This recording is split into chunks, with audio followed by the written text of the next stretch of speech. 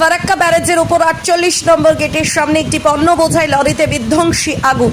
ঘটনার পর ফারাক্কা বাঁধ প্রকল্পে সিআইএসএফ খবর দেয় দমকল বাহিনীকে।